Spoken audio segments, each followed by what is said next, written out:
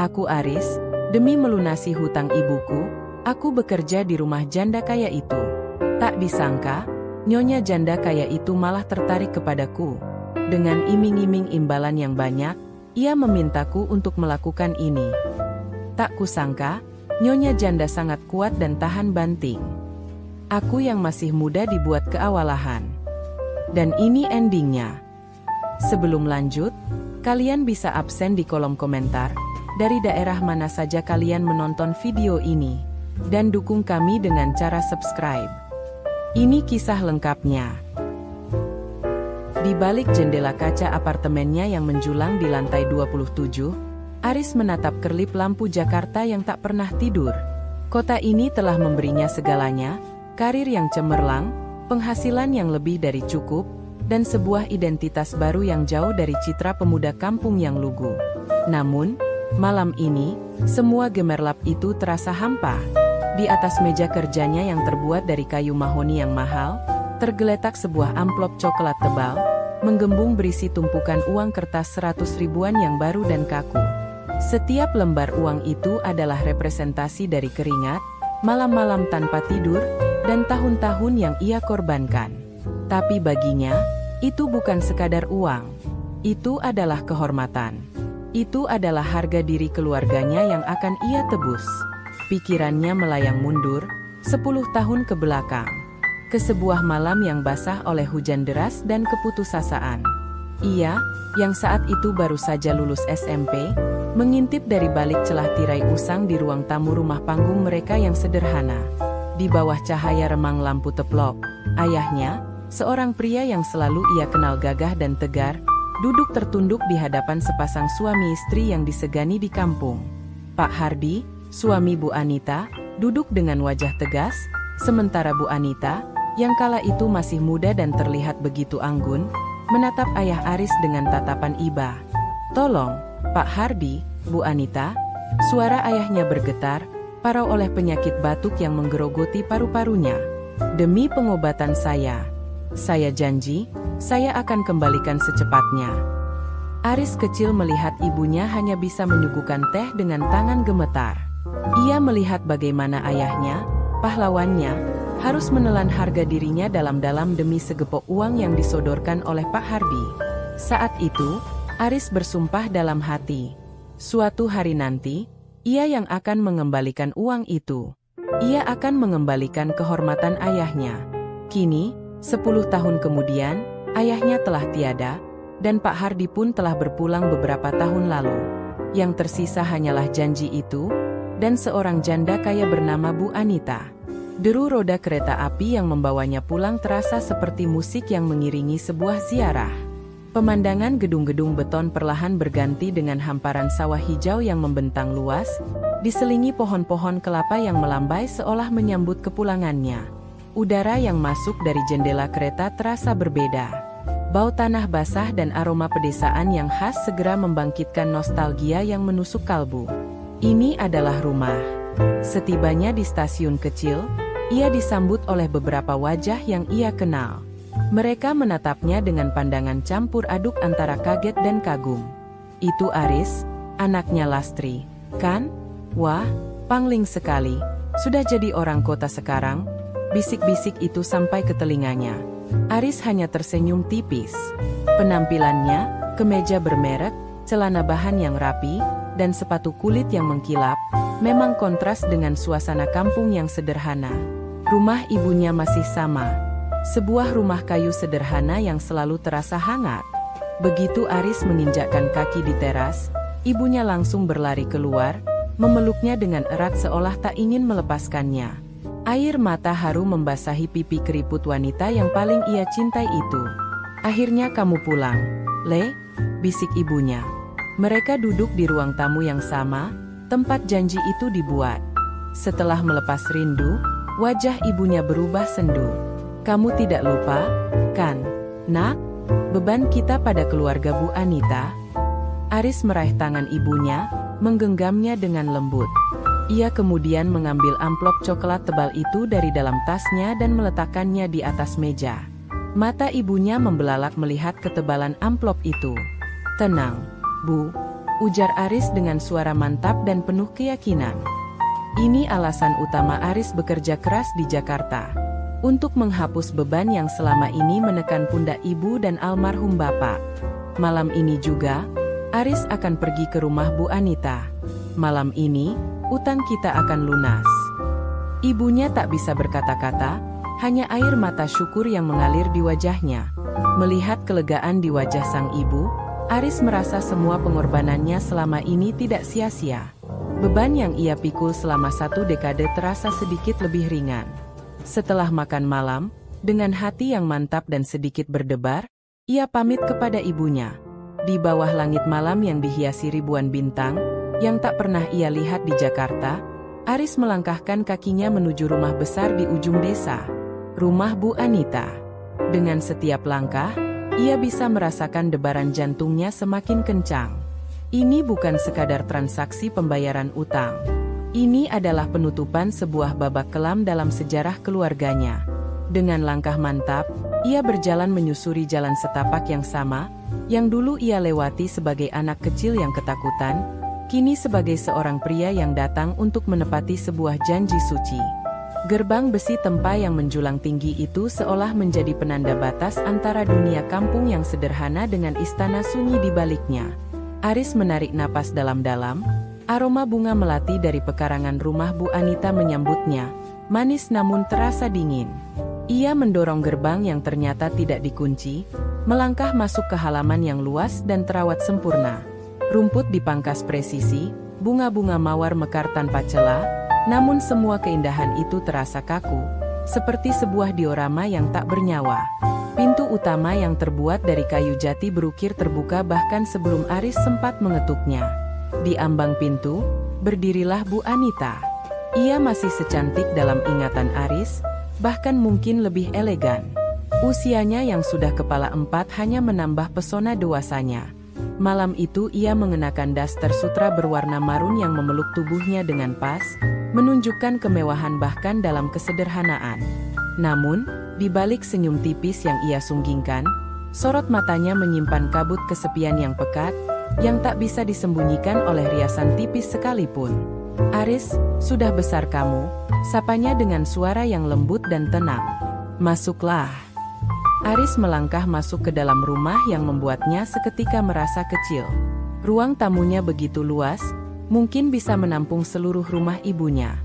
Sebuah grand piano hitam mengkilat berdiri di sudut ruangan. Lukisan-lukisan mahal tergantung di dinding yang tinggi, dan perabotan antik tertata dengan sempurna. Namun, rumah itu terasa hampa. Tidak ada suara televisi, tidak ada celoteh anak-anak. Yang terdengar hanya gema langkah kaki mereka di lantai marmer yang dingin dan aroma pengharum ruangan beraroma lavender yang terasa steril. Mereka duduk berhadapan di sofa beludru yang empuk, dipisahkan oleh sebuah meja kopi dari kaca tebal. Kecanggungan menyelimuti udara. Dengan tangan yang sedikit gemetar namun penuh hormat, Aris meletakkan amplop coklat itu di atas meja. Amplop itu mendarat dengan bunyi tuk yang pelan, namun terasa memekakan di tengah keheningan. Bu Anita, Aris memulai, suaranya terdengar lebih berat dari biasanya. Saya datang untuk melunasi utang keluarga saya 10 tahun lalu. Saya tahu ini sudah sangat lama, tapi saya harap ibu mau menerimanya. Terima kasih banyak atas kebaikan ibu dan almarhum bapak selama ini. Bu Anita tidak melirik amplop itu sama sekali. Pandangannya terpaku pada wajah Aris, menelusurinya dengan tatapan yang sulit diartikan. Ada kesedihan, kerinduan, dan sesuatu yang lain yang membuat Aris merasa gelisah. Setelah hening yang terasa panjang, Bu Anita akhirnya tersenyum, senyuman yang getir. Simpan uangmu, Aris, ucapnya pelan. Aris terperangah. Jantungnya seakan berhenti berdetak. Maksud ibu. Aku tidak butuh itu, lanjut Bu Anita, matanya mulai berkaca-kaca. Kau dengar suara itu, Aris? Ia terdiam sejenak, memaksa Aris untuk mendengarkan. Yang terdengar hanyalah detak ritmis dari sebuah jam dinding besar di ujung ruangan. Selama 5 tahun terakhir, sejak suamiku meninggal, hanya itu temanku di malam hari. Tok, Tok, suara yang mengingatkanku betapa lambatnya waktu berjalan saat kau sendirian. Napas Aris tercekat di tenggorokan. Ia datang dengan sebuah misi yang jelas, sebuah transaksi yang lurus, namun kini ia terseret ke dalam drama emosional yang tak pernah ia bayangkan. Bu Anita mencondongkan tubuhnya sedikit ke depan, suaranya berubah menjadi bisikan yang rapuh. Rumah ini besar, Aris. Uangku lebih dari cukup untuk hidup 7 turunan. Tapi uangmu tidak bisa membeli suara langkah kaki lain di koridor yang panjang ini. Tidak bisa mengisi kursi kosong di seberangku saat makan malam. Dan yang paling penting, ia menatap lurus ke mata Aris, tatapannya menusuk tajam. Uangmu tidak bisa memberiku kehangatan saat malam terasa begitu dingin dan panjang. Dunia Aris seakan berhenti berputar. Kata, kehangatan, itu menggantung di udara, syarat dengan makna yang membuatnya merinding. Di hadapannya bukan lagi seorang janda kaya yang disegani, melainkan seorang wanita yang hancur oleh kesepian, yang memohon dengan cara yang paling sunyi. Bu Anita berdiri, berjalan perlahan menghampiri Aris yang masih terpaku di sofa. Ia berlutut di depan Aris, sebuah gestur yang meruntuhkan seluruh citra angkuhnya. Tangannya yang halus namun terasa dingin menyentuh punggung tangan Aris yang memegang erat amplop berisi uang. Hutang keluargamu, bisiknya lagi, anggap saja sudah lunas sejak dulu. Tapi mungkin, ada hutang lain yang bisa kau bayar malam ini. Hutang untuk mengisi kekosongan ini. Hanya untuk malam ini saja. Aris menatap wajah wanita itu. Air mata mengalir tanpa suara di pipinya yang masih kencang. Ini adalah sebuah permintaan, sebuah tawaran, sekaligus sebuah jeritan minta tolong. Logikanya berteriak untuk lari, untuk menolak dan menyelesaikan urusan ini sebagaimana mestinya. Tapi hatinya merasakan iba yang luar biasa. Ia melihat bayangan ibunya, bayangan semua wanita yang pernah merasa sendirian. Tanpa berkata apa-apa, Bu Anita menarik tangannya dengan lembut, mengajaknya berdiri. Ia menuntun Aris menjauh dari ruang tamu yang terang, menaiki tangga marmer yang megah menuju lantai atas yang remang-remang. Amplop coklat tebal itu tertinggal di atas meja, terlupakan, nilainya seakan menguap di hadapan kebutuhan yang lebih purba dan mendesak. Malam itu, di dalam istana yang sunyi, sebuah utang akhirnya dilunasi. Bukan dengan lembaran rupiah yang dingin dan tak bernyawa, tapi dengan kebersamaan yang rapuh, dengan kehangatan dua tubuh yang sama-sama merindukan sesuatu untuk mengisi kekosongan. Kewajiban masa lalu telah melebur, melahirkan sebuah ikatan baru yang rumit dan rahasia, terjalin dalam senyap di bawah atap rumah yang megah itu. Cahaya matahari pagi yang keemasan menyelinap masuk melalui celah gorden tebal, melukis garis-garis terang di atas spray sutra yang mewah. Aris terbangun dengan perasaan yang aneh. Aroma parfum mahal yang samar bercampur dengan bau tubuhnya sendiri memenuhi udara. Ia tidak berada di kamar tidurnya yang sempit di rumah ibunya, melainkan di sebuah kamar tamu yang luasnya hampir sama dengan seluruh ruang tengah rumahnya. Segalanya terasa asing sekaligus intim. Ia duduk di tepi ranjang, pikirannya berkecamuk. Semalam, sebuah batas telah ia lewati. Batas antara pemuda pelunas utang dan seorang teman rahasia. Rasa bersalah bergelut dengan perasaan aneh yang sulit ia definisikan. Sebuah campuran antara iba, tanggung jawab, dan mungkin, sedikit rasa tersanjung. Pintu kamar terbuka pelan. Bu Anita masuk. Sudah rapi dengan blus berwarna krem dan rok panjang. Wajahnya terlihat lebih segar, seolah tidur nyenyak untuk pertama kalinya setelah sekian lama. Tak ada lagi jejak air mata atau tatapan memohon dari semalam. Yang ada hanyalah ketenangan yang canggung. Sarapan sudah siap, ucapnya lembut, menghindari kontak mata secara langsung. Aku buatkan nasi goreng kesukaanmu dulu. Ibumu pernah cerita. Aris tertegun. Bu Anita mengingat detail sekecil itu. Mereka makan dalam diam di meja makan besar yang hanya terisi 2 kursi. Keheningan itu berbeda dari keheningan semalam. Kini, keheningan itu terisi oleh pemahaman tak terucap. Setiap denting sendok dan garpu seolah menjadi bagian dari percakapan rahasia mereka. Tidak ada yang membahas apa yang terjadi, namun keduanya tahu bahwa sesuatu yang fundamental telah berubah. Saat Aris hendak pamit, Bu Anita mengantarnya sampai ke pintu. Mereka berdiri sejenak dalam kecanggungan yang manis. "Amplop itu, biar aku simpan saja," kata Bu Anita pelan, "sebagai pengingat." Aris mengangguk, tidak tahu harus berkata apa. Tepat sebelum Aris melangkah keluar, Bu Anita menambahkan dengan suara lirih yang hampir tertelan angin pagi, "Jangan lupakan jalan pulang ke rumah ini, Aris." Kalimat itu bergema di benak Aris sepanjang perjalanan pulangnya ke Jakarta. Ia mencoba kembali ke rutinitasnya yang padat. Rapat-rapat maraton, tumpukan dokumen, dan tekanan target perusahaan.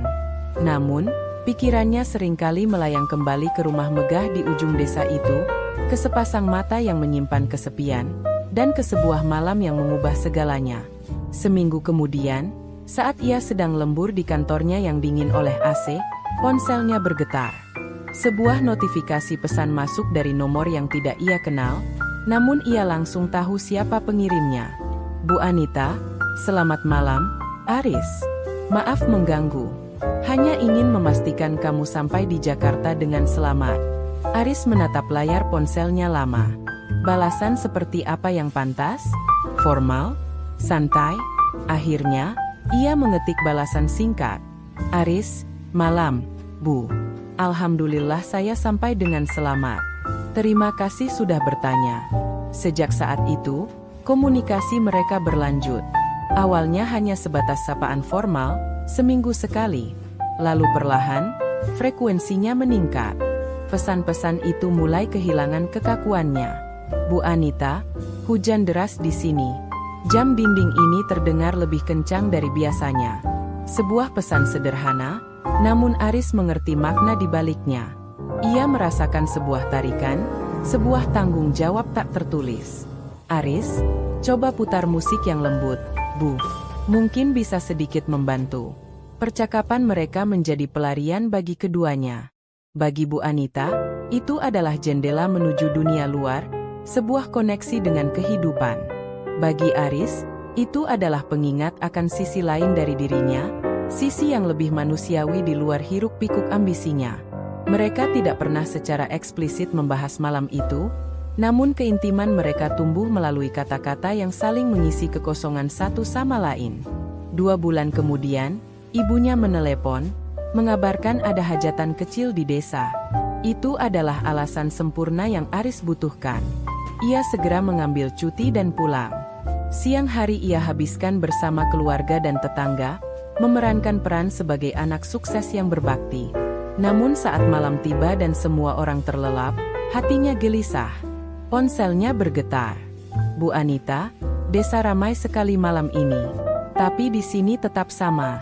Tanpa membalas pesan itu, Aris diam-diam menyelinap keluar dari rumah.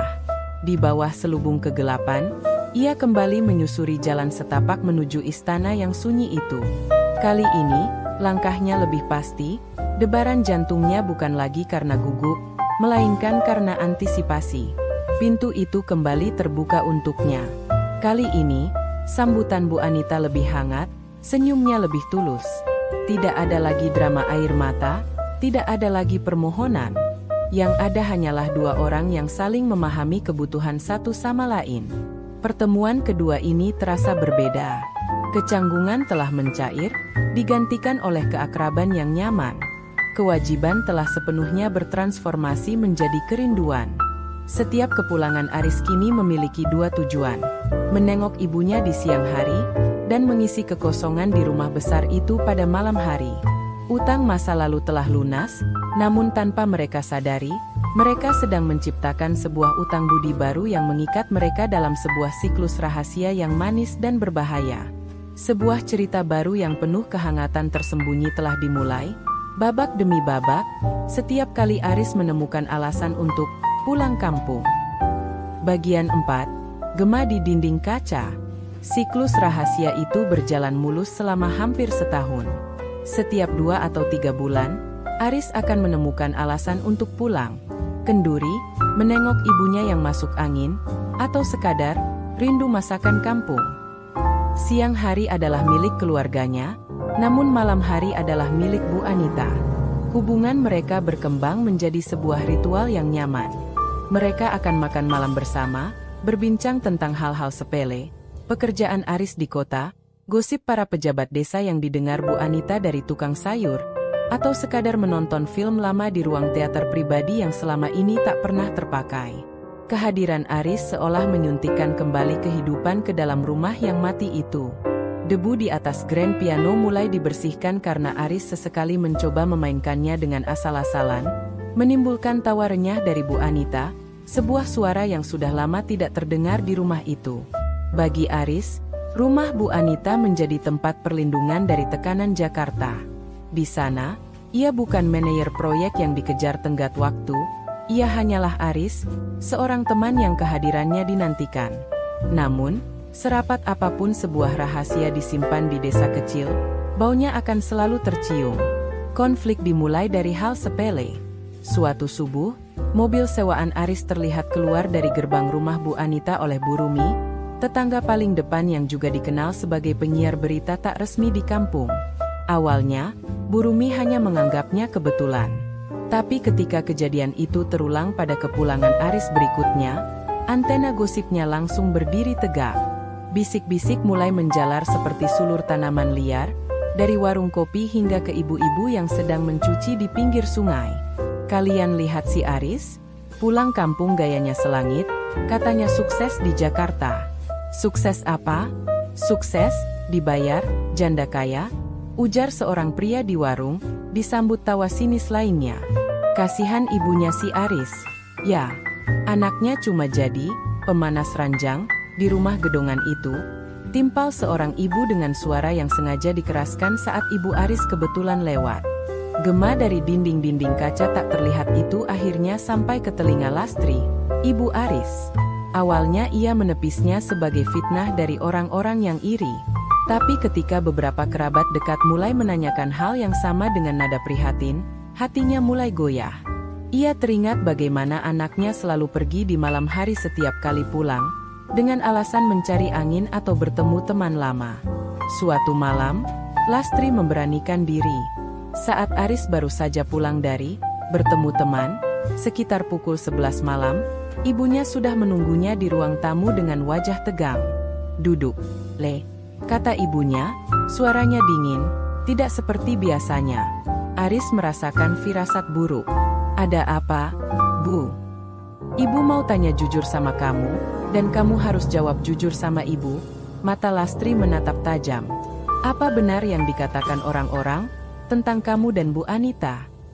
Jantung Aris serasa jatuh ke perutnya. Ia bisa berbohong, mengarang cerita apapun.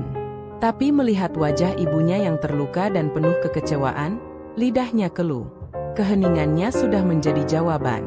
"Aris," suara ibunya bergetar, kini penuh dengan kekecewaan. "Ibu dan bapakmu membesarkanmu untuk jadi laki-laki terhormat.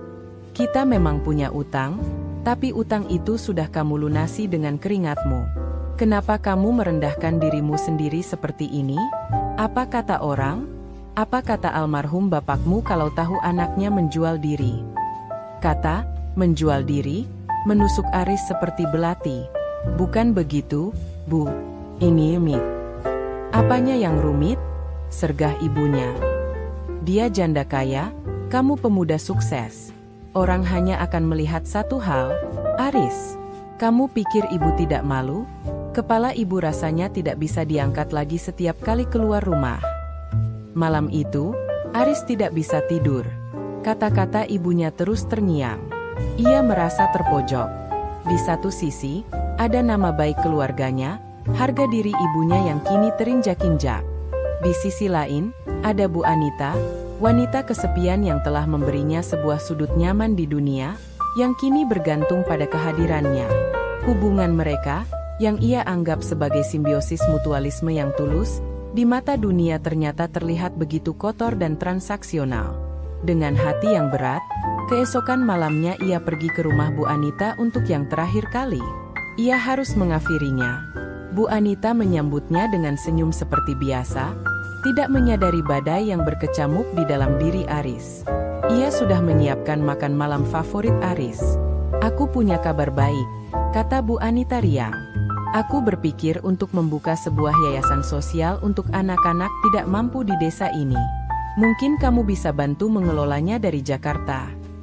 Aris hanya menatapnya dengan pandangan kosong. Kabar baik itu justru membuat segalanya terasa lebih berat. Setelah makan malam yang terasa paling sunyi, Aris akhirnya angkat bicara.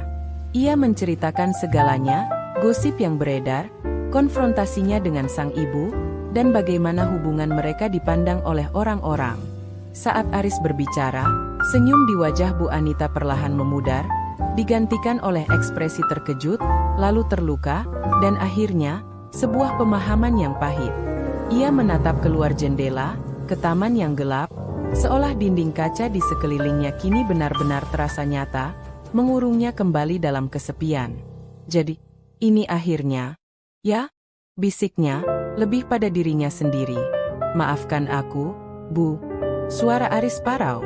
Aku tidak bisa membuat ibuku menanggung malu. Bu Anita menghela napas panjang, sebuah napas yang seolah melepaskan semua kehangatan yang telah mereka bangun bersama. Ia kembali menjadi janda kaya yang anggun dan penuh kendali, menelan kepahitannya dalam-dalam. Kamu tidak salah, Aris. Akulah yang egois, katanya dengan suara datar. Aku menarikmu ke dalam duniaku yang sepi tanpa memikirkan duniamu di luar sana. Kamu sudah melunasi utangmu sejak lama. Mungkin, sekarang giliranku untuk melunasi utangku padamu, dengan melepaskanmu. Hening, tak ada lagi yang perlu dikatakan. Aris berdiri untuk pamit. Saat di ambang pintu, ia berbalik. Ia ingin mengatakan sesuatu, mungkin sebuah ucapan terima kasih, atau permintaan maaf lagi. Tapi yang ia lihat hanyalah punggung Bu Anita yang kembali berjalan sendirian menuju ruang tengah yang luas dan kosong. Langkahnya pelan dan berat. Keesokan paginya, Aris berada di dalam kereta yang membawanya kembali ke Jakarta. Pemandangan sawah hijau terasa menyakitkan. Saat itulah ponselnya bergetar. Sebuah pesan dari Bu Anita. Mungkin yang terakhir. Bu Anita, terima kasih untuk semua malam yang tidak lagi sunyi, Aris. Hutangmu sudah benar-benar lunas sekarang. Hiduplah dengan baik, dan buat ibumu bangga. Aris menatap layar ponselnya, matanya berkaca-kaca. Kereta terus melaju, membawanya semakin jauh dari kampung halaman, semakin jauh dari istana yang sunyi itu. Ia telah berhasil menjaga kehormatan keluarganya, tapi ia merasa telah meninggalkan sepotong jiwanya di rumah itu. Beberapa cerita, ia sadari, memang tidak ditakdirkan untuk memiliki akhir yang bahagia. Ia hanya hadir untuk mengisi sebuah babak kosong dalam hidup, sebuah kehangatan tersembunyi, sebelum akhirnya pintu ditutup, dan keheningan kembali mengambil alih.